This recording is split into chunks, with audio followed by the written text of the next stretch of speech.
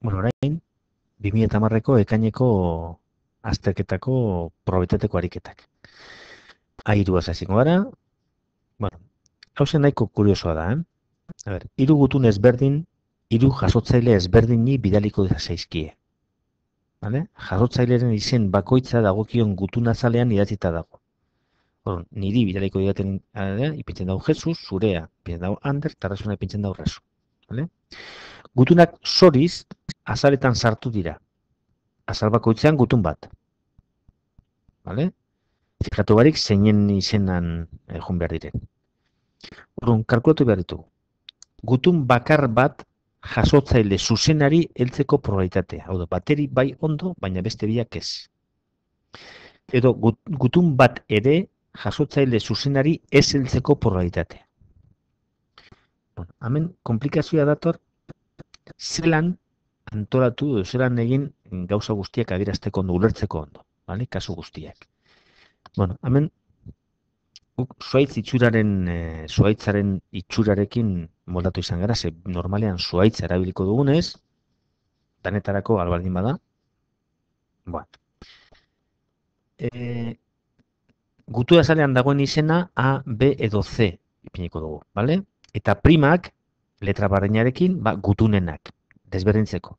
Bai? Orduan, noiz koinziditzen dira biak, A biak direnean, A prima da koinziditzea gutunarena eta azalarena, hau da, jasotzaile zuzenari heltzeko probabilitatea dago, eta letra desberdinak primarekin daudenean, A, B prima edo A, C prima, kasu horretan, ailegatuko zaio, baina ez jasotzaile zuzenari, beste bateri.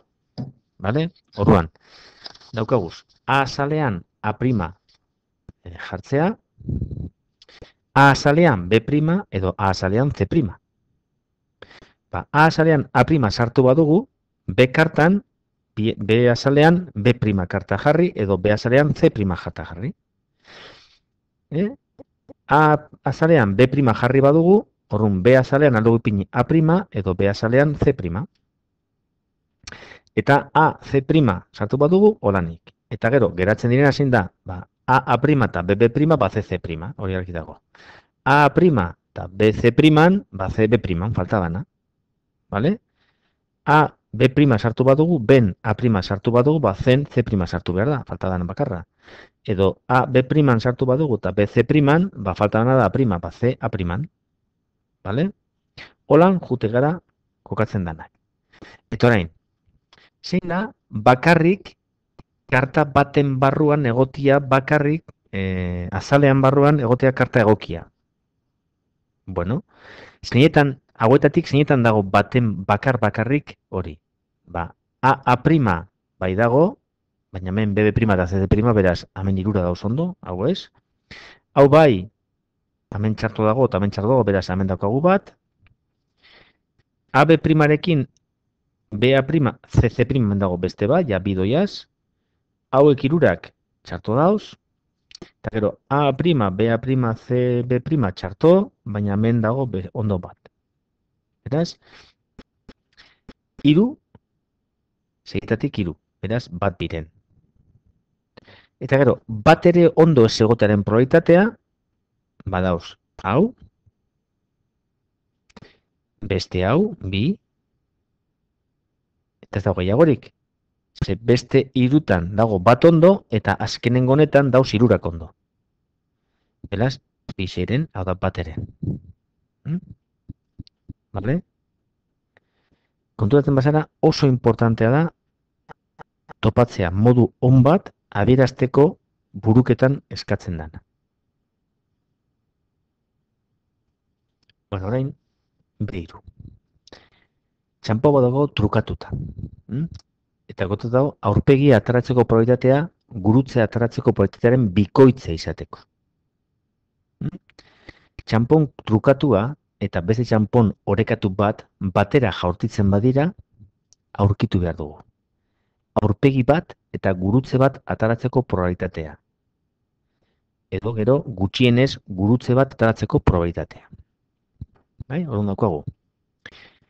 Txampon bat trukatuta bat ez dagoena, txampon orekatuan, G gurutze ataratzea txampon horretan eta A aurpegia horretan. Eta G azpite eta A azpite izango dira txanpon trukatu horretan gurutze eta aurpegia ateratzeko probabilitatea. Bale?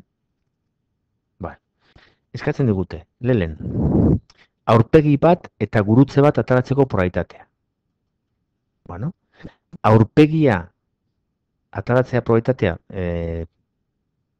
dado trukatu horretan da gurutze ateratzen probabilitatearen bikoitza. Bale? Eta biak batuta emon behar duenez bat, ze urten bidau edo gurutze edo aurpegia, bale? Aldugu atara, aurpegia ataratzen probabilitatea bieren dala, eta gurutze ataratzen probabilitatea bateren justu trukatutako horretan. Ze bestean badakigu bat biren eta bat biren. Aukera bi, bakoitzeko bat. Kau, hemen aurpegia ataratzeko probabilitatea handiagoa denez, bestea baino, bikoitza. Bai? Ba, aldugu pentsatu, txanpon horrek 3 aurpegi dituela, 2 aurpegi eta gurutze bat. Bale? Horren bikoitza izango zen probabilitatea. Denaen, ikusten duzun hemen, ez dakit ulertzen duzun. Hemen daukagu emondako baldintza, eta hemen daukazu, aukera bi bakar hauek daudenez, ba, bien batura derrigor izan behar da bat. Ze ziurra da, edo izango dela aurpegia edo gurutze. Orduan, hau izan da, ordezten dugu hau honekin, beraz, 3 aldiz gurutze izateko probabilitatea izango dela bat, beraz, horren probabilitatea bateren izango da, eta bestia bieren. Bueno, holan ja daukagunean, ordenatzen dugu hemen, bat ezberdindu behar direlako, dado biak, da hemen dado orekatua, eta hemen trukatuta dagoena, edo aurpegia, perkatu, txanpon orekatua, txanpon trukatua. Lehenengo bat biren eta bat biren dira probabilitateak, aurpegia da gurutze izateko probabilitatea, eta gero, hemen aurpegia bieren, gurutze bateren. Aurpegia bieren, gurutzea bateren. Orrun, eskatzen den probabilitatea da, aurpegi bat eta gurutze bat ateratzeko probabilitatea. Aurpegi eta gurutze, edo aurpegi eta gurutze. Hau da, bi adar hauek batzea. Bat biren, bider bateren, gehi, bat biren, bider bieren. Batuta eta simplifikatuta, bat biren. Eta gutxienez gurutze bat. Gutxienez gurutze bat, ditugu bi modu egiteko. Edo zenbatzen ditugu, zenbatetan agertzen den gurutze bat, edo egiten dugu batken, gurutze bat bez. Modu biak. Hemen dago eginda gurutzeak batuz. Hau da, gurutze horretzen dago, hemen, bat biren bider bateren, edo hemen, bat biren bider bieren, edo hemen, bat biren bider bateren. Hau denak batutak emoten dago bieren. Eta bestea izango zen, gurutzerik ez ataratzearen probabilitatea da bat biren bider bieren, sinplika izan dira biak eta bateren, ba kontrakoa batken bateren bieren izango zen. Modu bi horietan alda egin.